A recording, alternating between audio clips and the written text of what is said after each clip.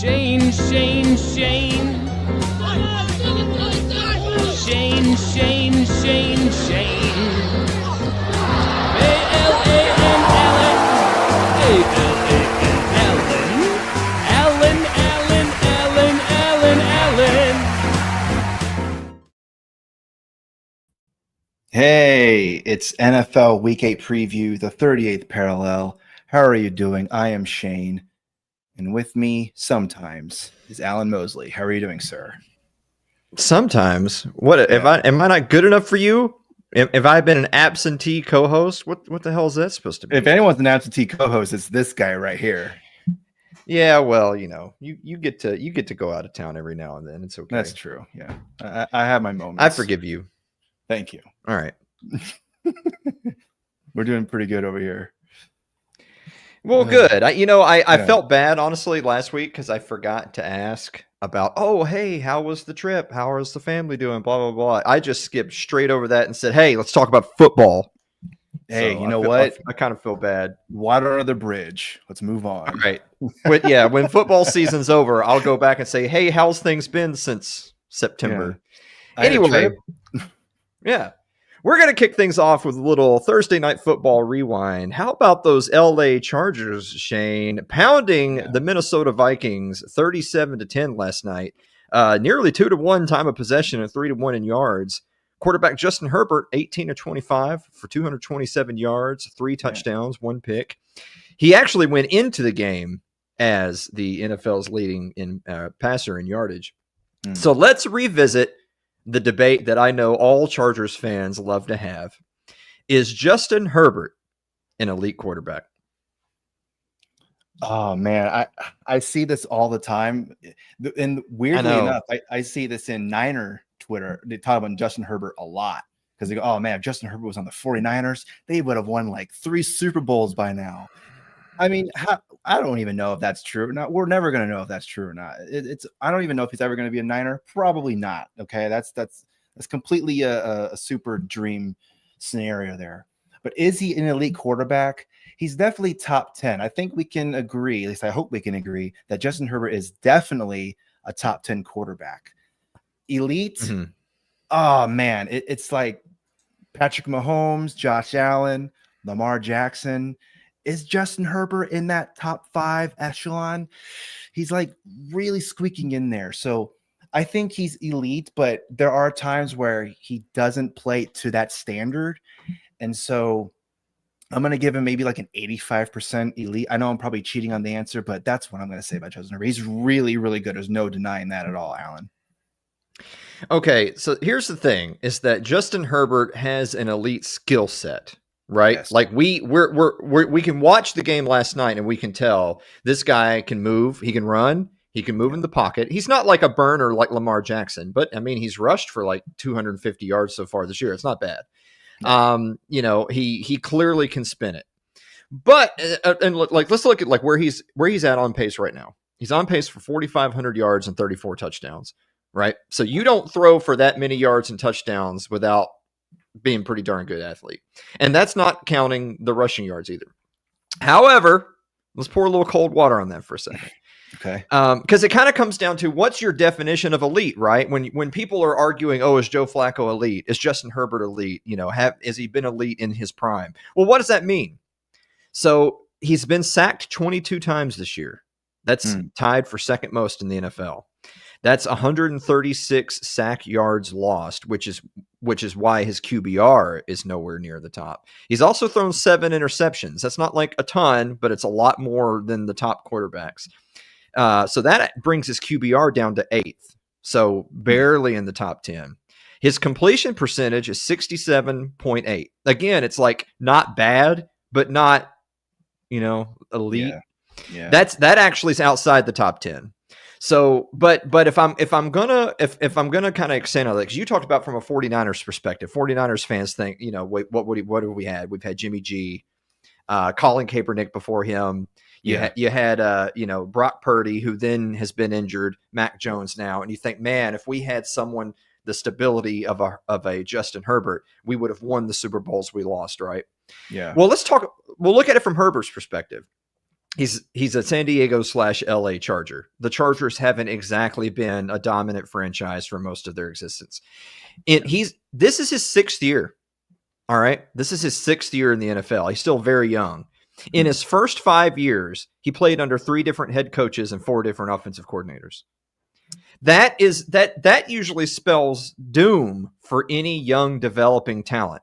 So considering that he's had that much instability on the organization side, Justin Herbert's really good. Yes. But that then leaves us with that what if, right? What if Justin Herbert were a Steeler? What if Justin Herbert were a Patriot? What if Justin Herbert, what if Patrick Mahomes retired today and Justin Herbert went to the Chiefs? I bet the Chiefs would still be pretty darn good. Yeah. So, do I think he's elite?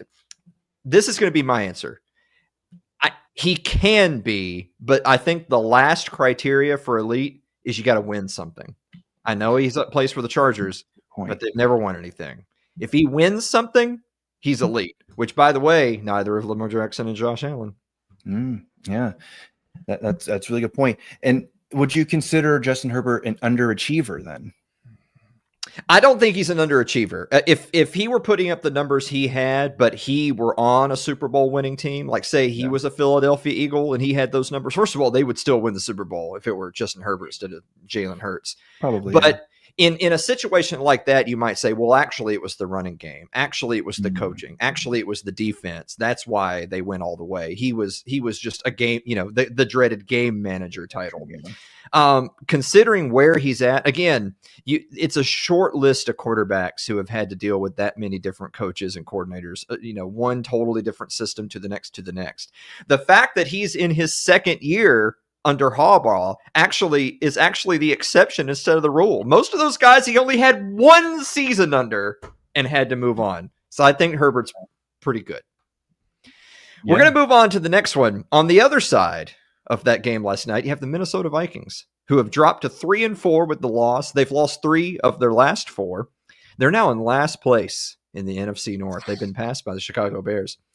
Quarterback Carson Wentz, nursing a multitude of injuries, was left in for 4 quarters as J.J. McCarthy, who was dressed for the game, remained the emergency quarterback option. Head coach Kevin O'Connell saying he wanted to slow play McCarthy's return to action. So I ask you this. With both games against the Packers and both games against the Lions still on their schedule, are the Vikings finished? Oh, man. It's definitely looking like it. I think pre the season starting, I think a lot of people had the Vikings as one of their best teams to continue on with what they did last season, and Kevin O'Connell being a really good head coach. So you're thinking, okay, they're probably going to hopefully at least make it to the NFC Championship. That's not going to happen unless some miracle happens where Carson Wentz starts playing like old school Carson Wentz and J.J. McCarthy comes back and actually plays healthy. Then yes, I think they can do that. But as of right now, I will say I don't think it's going to go as they were hoping. So yes, they are finished. I agree. I think if you're gauging this from a perspective of are they going to make the playoffs, I think the Vikings season is like on life support at this point. Oh yeah. So let's start with quarterback, right? McCarthy's likely to return next week, but that doesn't actually mean much because he's still essentially a rookie.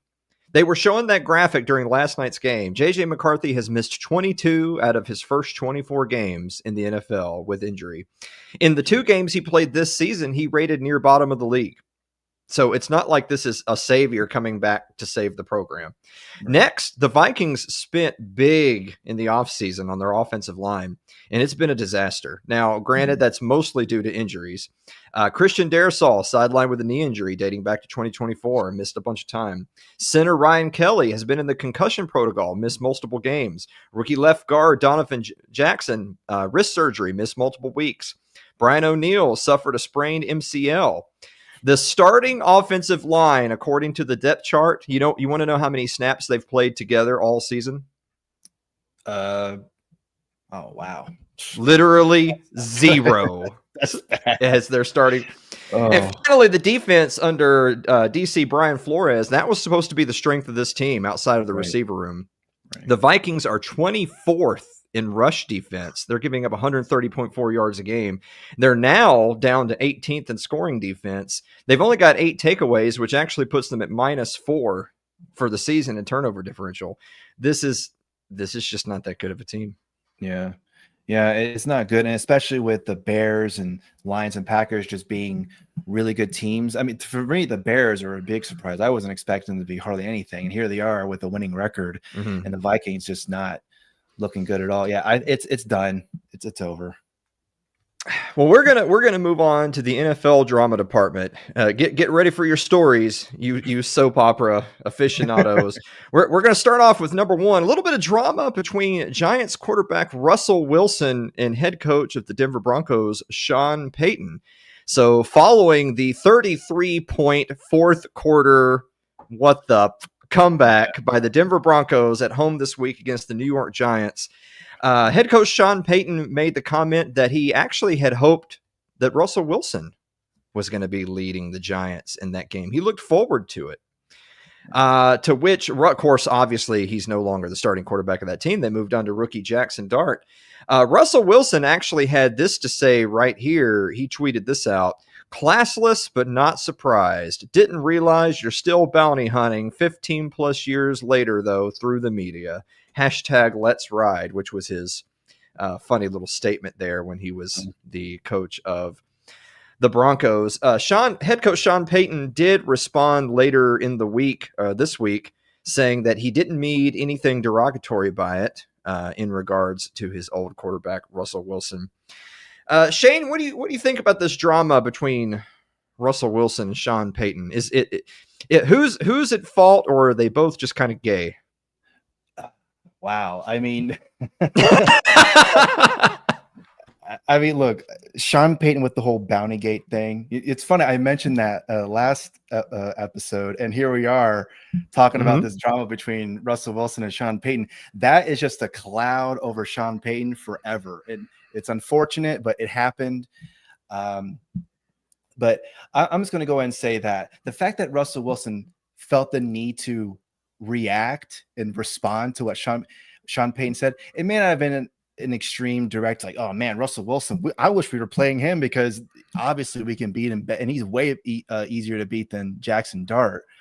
But the fact that Russell had to come back and actually say something, because I don't know if you know this, but Russell Wilson's not one to go trash talking. He's kind of just lets his play do the talking. So the fact that he had to tweet this, it really rubbed him the wrong way, it seemed like. So that's all I got to say about that.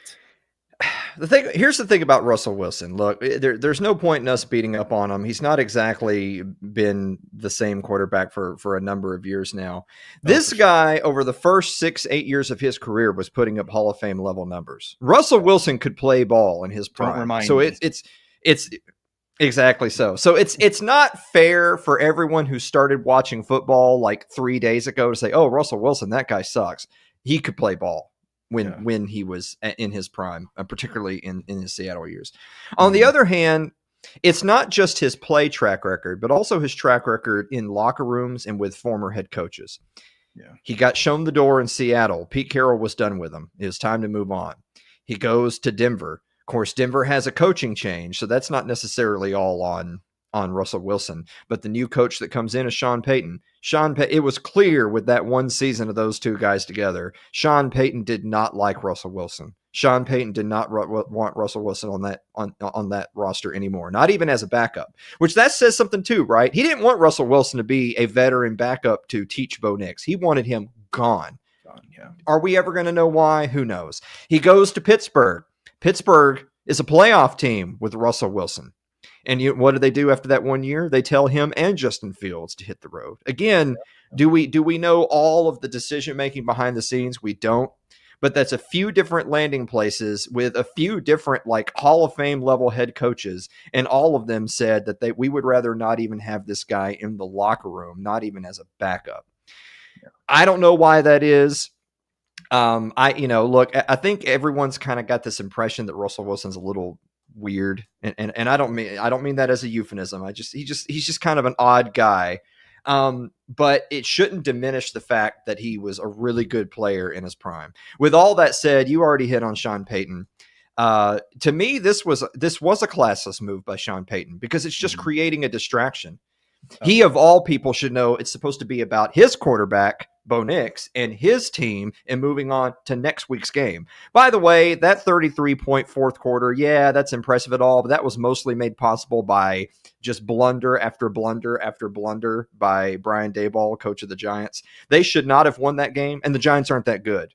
I think the Broncos need to worry about the Broncos. Yeah, and going back to Russell Wilson, I remember when Russell Wilson went to Denver, it was this huge, like, holy crap, Denver Broncos got Russell Wilson. Oh, this is amazing. And then, of course, the Let's Ride, and how many videos we saw that Let's Ride, and all the memes and all the funny stuff that came out of that. That lasted for what, 2-3 seasons, whatever. It didn't.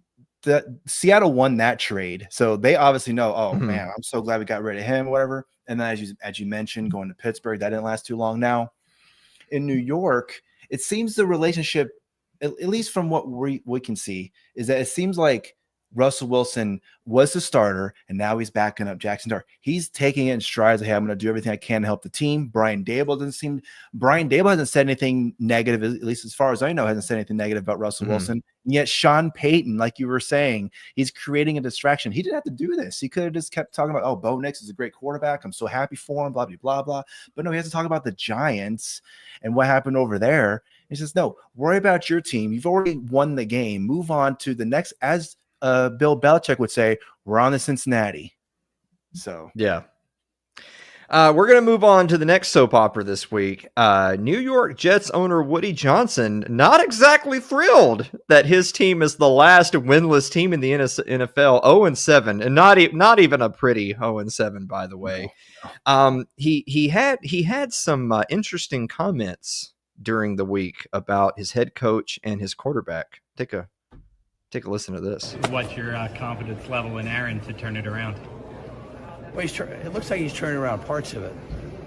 It's hard when you have a quarterback with, with a rating that we've got. He has the ability, but something just is not jiving. But if you look at any head coach with a quarterback like that, you're going to see similar results if you go across the league. You have to play consistently with, at that position, and that's what we're going to try to do for the remainder of the season.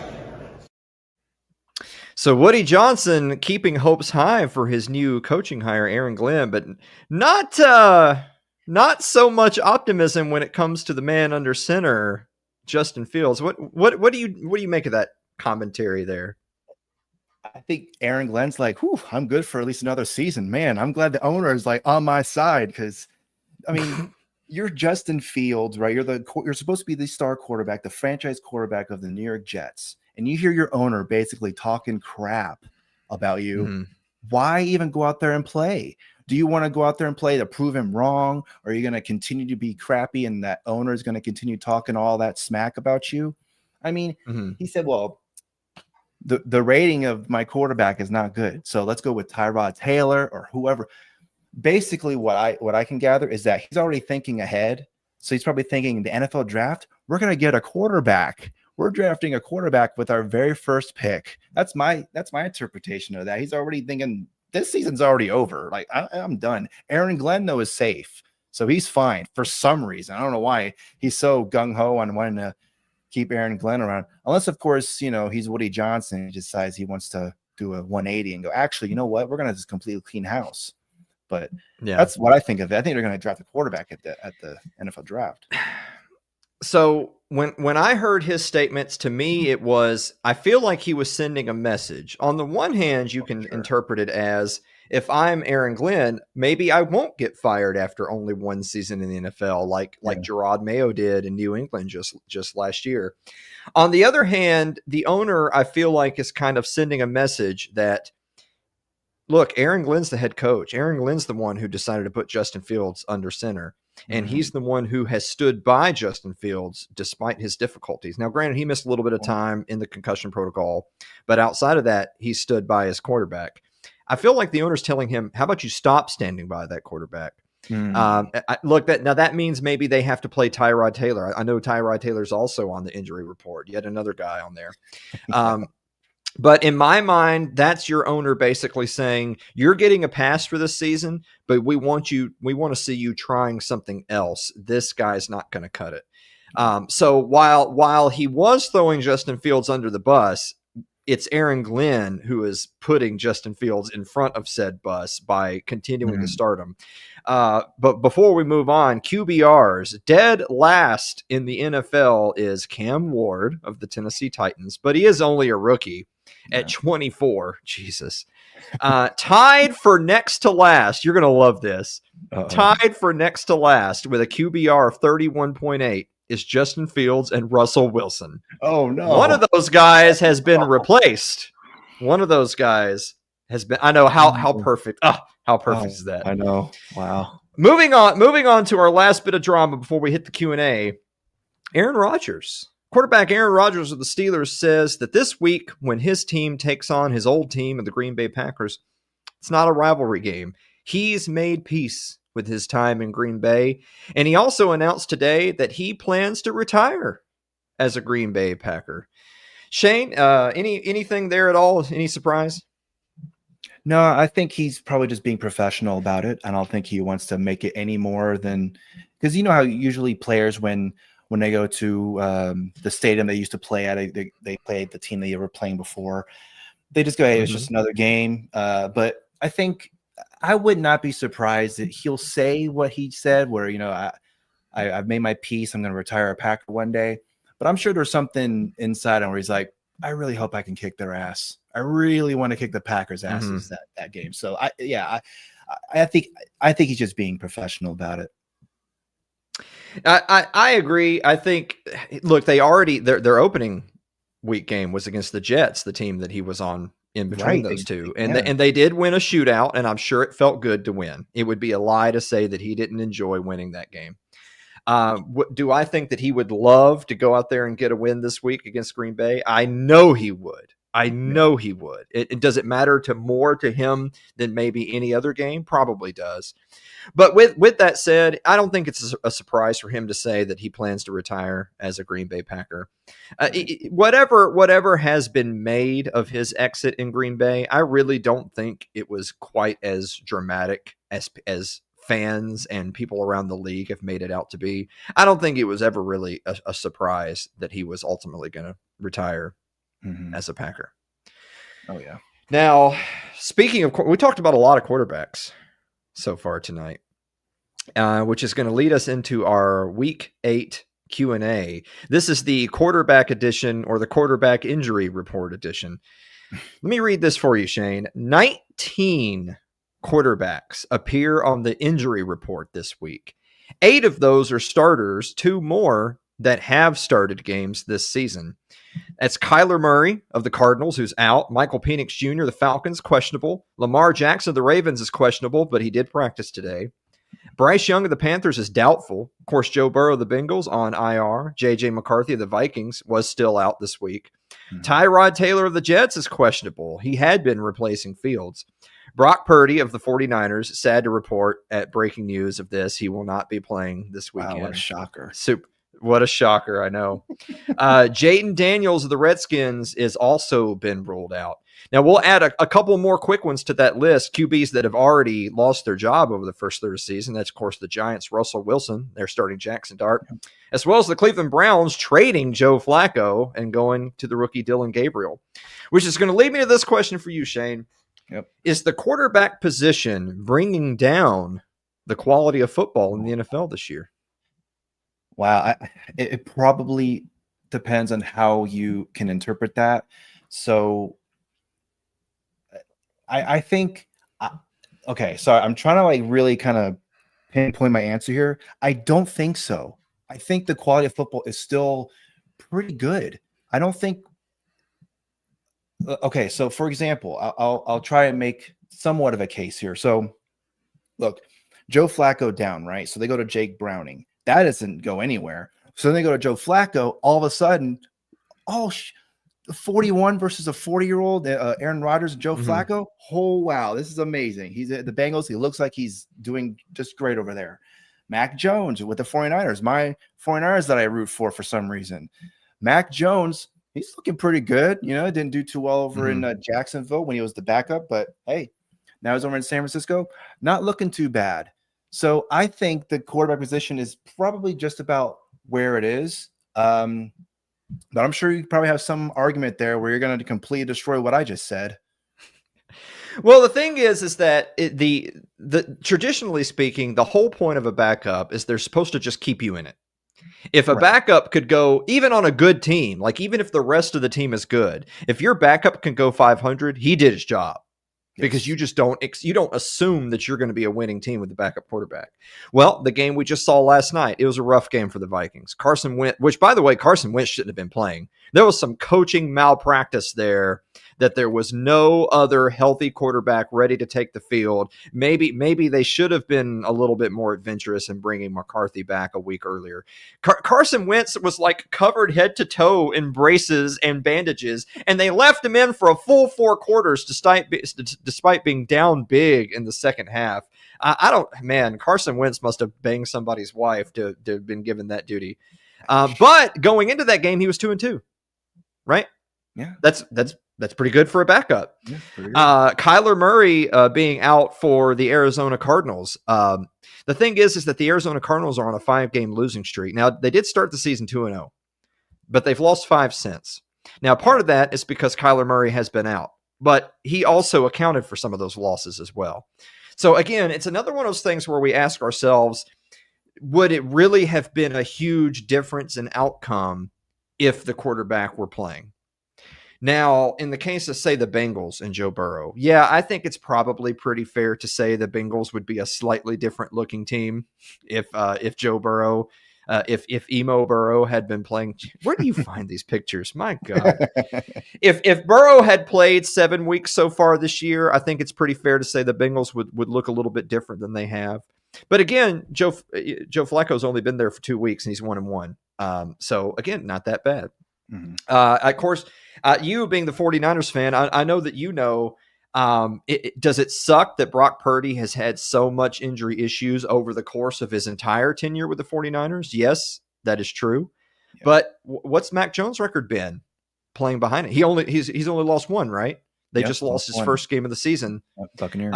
So he's doing more than what you would expect of a backup quarterback. He's keeping them in contention, not just keeping their season alive. Yeah. And then again, you have some other teams on that list where the team wasn't exactly a world beater regardless. The Falcons haven't had a bad season, but Michael Penix Jr. may make it to game time anyway.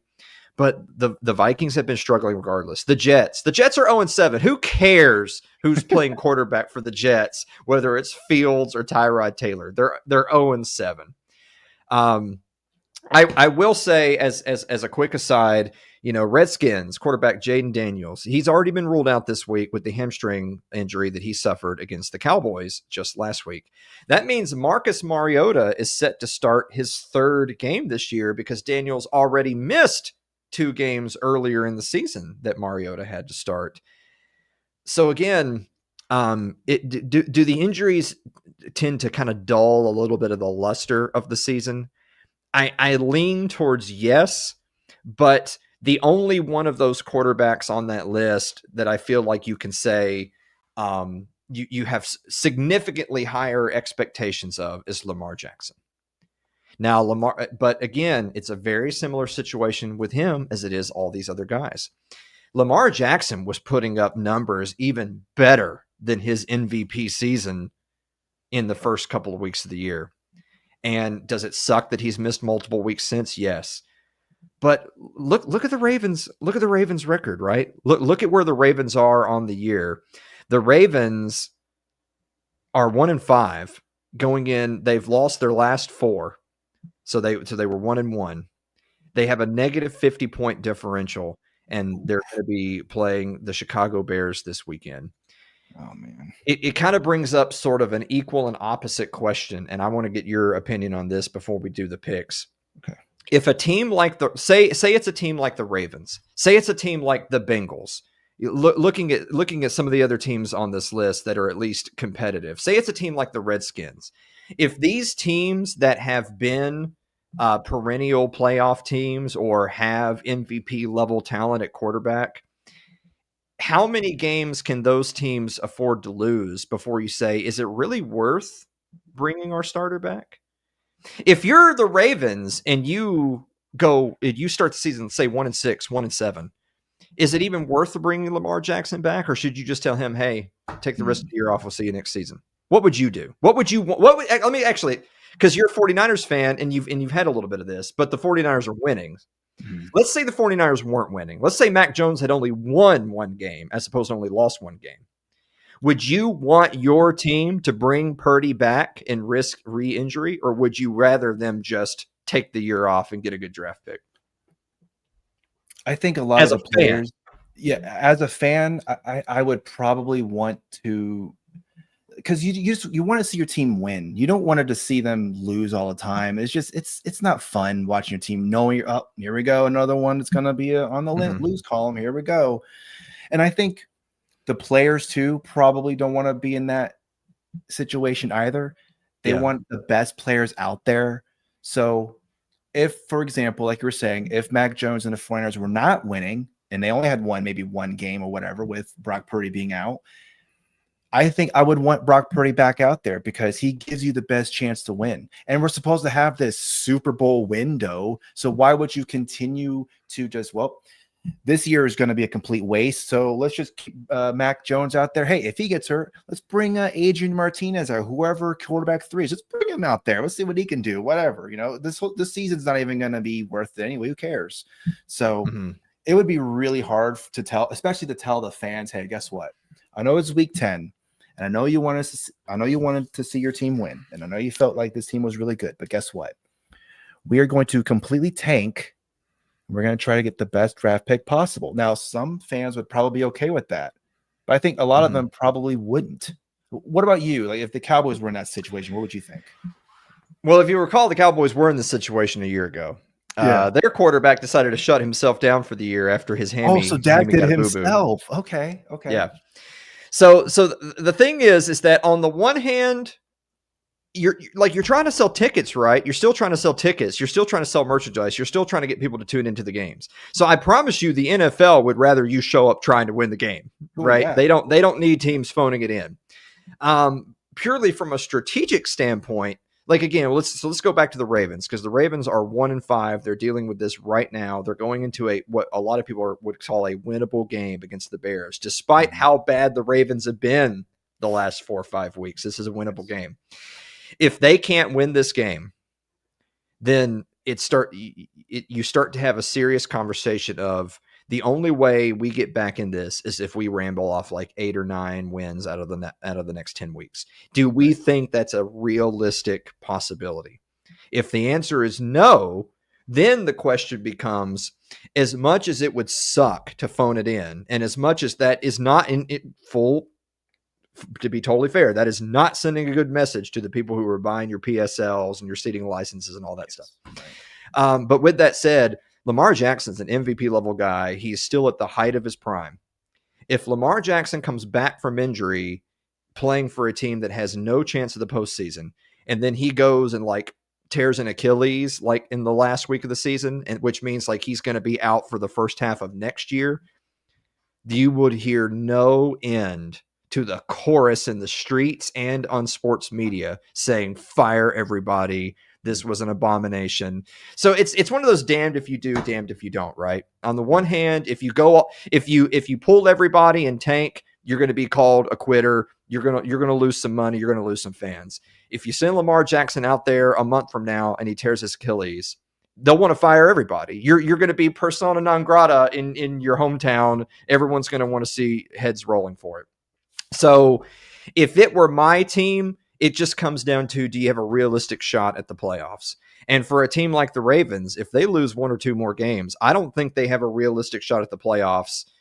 I mean, you're getting to the point where even if they won their next 8 games straight, they may still not be in playoff contention. And that's assuming you win your next 8 straight, which I don't think anybody reasonably thinks they would. And it probably depends on the situation too, because the Tennessee Titans, no one was expecting them to be a playoff team. So It's okay, well, you're gonna this whole season just gonna be another one of those rebuilds. That's fine. But the Ravens, they were every season with John Harbaugh and Lamar Jackson's always expecting to be in the playoffs, the Super Bowl. This is the year. This is it, guys. It's gonna be the one. It's not. So wait till next year and when he's fully healthy. Yes, the Titans are supposed to be a team on a rebuild. Cam Ward has something to prove, which means he needs to be out there under center each week, no matter how bad it gets. Right. Lamar Jackson doesn't have anything to prove. We know this guy can play football, therefore he shouldn't be out there unless you're trying to make the postseason. Right. That's my opinion. Yep.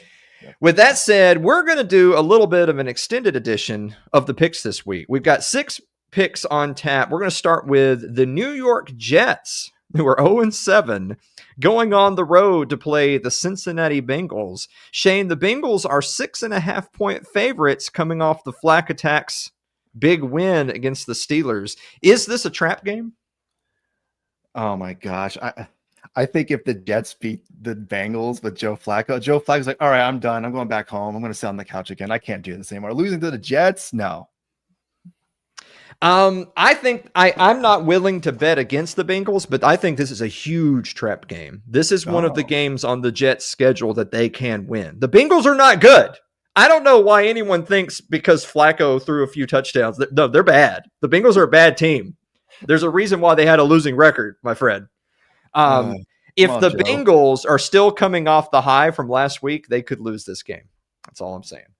All right. The New York Giants going on the road to play the Philadelphia Eagles. Listen to this, Shane. The Giants beat the Eagles by 3 scores not 2 weeks ago, but they have the Eagles as 7.5-point favorites against the Giants. What do you think about that? A team that they already beat by 17. Well, what have I been saying this whole time? We've been talking about the Eagles in the picks. They're still the defending Super Bowl champs. They're going to be the favorites probably no matter what game they play. Even if the Giants have beaten them 3,000 times beforehand. No, they're the defending Super Bowl champs. They're going to be the favorites. Yes. And with this game, I'm going to go with the Giants again. Screw the Eagles. You know what? I think the Eagles might win, but I think the Giants will. They will not. The Eagles won't cover that 7.5. The Eagles didn't just lose that last game; they got obliterated, and Cam Scatterbo went absolutely nuts on them. Oh yeah. Chicago Bears. This is another interesting one. Listen to this, Shane. The Chicago Bears, who are winners of 4 straight, are going on the road to play the Baltimore Ravens, who haven't won since week 2. But the Ravens are 7.5-point favorites. They haven't won since they beat the Browns in week 2, but they're 7.5-point favorites. The disrespect to the Bears. What do you think? And let me just go through the schedule real quick. So the Bears, they lost to the Vikings. They got destroyed by the Lions. Beat the Cowboys, your Dallas Cowboys. They beat the Raiders by 1 point. Okay. They beat the Commanders, the Redskins, by 1 point. Okay. Beat the Saints pretty handsomely. So I can understand them being disrespected here, but again, they have a winning record. But this definitely shows that Vegas does not. They do not have any like confidence in the Bears. So I'm going to go and say the Ravens are going to cover this for sure. I think they're going to get their second win of the season. The Ravens lost to the Texans 44-10. Oh boy. I'm just saying. Oh, we don't know 100% if Lamar Jackson's playing this weekend or not. If he's not, I think the Bears just win, much less the 7.5. I think Vegas expects Lamar Jackson to play and be at MVP level the moment he takes the first snap. Yeah. If he does, they could. But the Ravens' defense was why they were losing in the first half of the season. Just FYI. Yeah. All right. The San Francisco 49ers, your 49ers are going on the road to play the Houston Texans that we just mentioned. Oh, the Houston Texans just got whooped just the other night by the Seattle Seahawks, another one of your divisional opponents, but they actually have the Texans as 2.5-point favorites to beat the 49ers. I'm going to assume that line is mostly because we don't know who's even going to suit up for the 49ers this week. That's good. The 49ers are the underdogs. What do you think? Well, I think the Texans are kind of this. They've been disappointing. I think that's pretty safe to say. CJ Stroud has this kind of weird. There's this weird mentality around him that CJ Stroud's supposed to be this elite quarterback. He's so good, and then you watch him play sometimes, and you're like, wait, seriously, this is the guy everyone's been saying is super elite or whatever. Now their defense, the Texans' defense.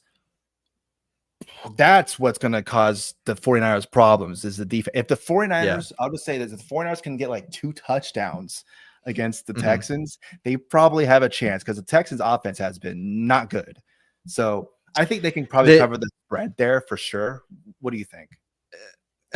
Similar to what we talked about earlier with the Vikings, the Texans offensive line has been one of the worst offensive lines in the NFL. And that was after a lot of money they spent in the offseason to try to rebuild it. Right. The 49ers are going to have to get after them. Their defensive front seven is going to have to be after Stroud all night. If for some crazy reason they can't put a ton of pressure on Stroud or vice versa, if Mac Jones and the practice squad offense that they line up with him can't break through Houston Texans defense, it's gonna be a long game. It might be a long game. We'll see.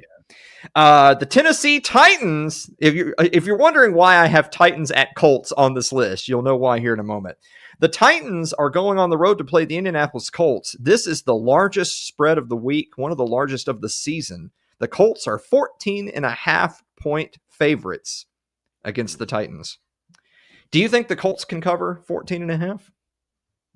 They're going to beat the Titans, right? I mean, how can you beat such a hot team and then lose to the Titans? Come on, you have to get that, right? You have to. But 14.5-point spread. Are they going to cover the 14.5-point spread? Yes, I think they will. Okay, you are correct. Where's my ding button? Ding. That is correct. The Colts are going to cover that enormous 14.5. I don't think people realize how bad the Titans are. Like, forget that Cardinals retarded game. Get that out of your mind. By the way, the Titans are missing Snead on IR from their defensive backfield. Or secondary, as well as Jeffrey Simmons it looks like he may also not be playing, which means the only good player on the whole roster is taking a seat this week. The Colts will cover 14.5. And finally, the Green Bay Packers going on the road to play the Pittsburgh Fighting Rodgers. Pittsburgh at home is a 2.5-point underdog. It's not often you see the Steelers as home underdogs. The Steelers are 2.5-point underdogs hosting Green Bay. What do you think? Wow, I think this has game of the week written all over it. I think they'll probably get that spread. And picking a winner, to me, this is like a toss-up. I don't know. You can pick whoever, and that'll be fine with me. People have sort of kind of forgotten about the Packers a little bit. There was that whole tie game. There was the tie game against the Cowboys, and then they after that they had a narrow come from behind victory against the Cardinals, who lost to the Titans. And that was with Jacoby Brissett starting, not Kyler Murray. And so I feel like a lot of people have cooled on the Packers. But did you know the Packers are still number one in the NFC? At 4-1-1, you have, let's see, 1, 2, 3, 4, 5. There are 6 teams that are 5-2 in the NFC, and only one team who's 4-1-1. So the Green Bay Packers are still the number one team in the NFC after all that. Yeah. With all of that said, this is going to sound nuts. I actually think I'm going to call the Steelers to just win outright. They don't need the 2.5 points. I think the Steelers will beat the Green Bay Packers. Yeah, and that wouldn't surprise me. Like I was saying, this seems like a toss-up to me. But you bring up you're right. I completely forgot about the Green Bay Packers.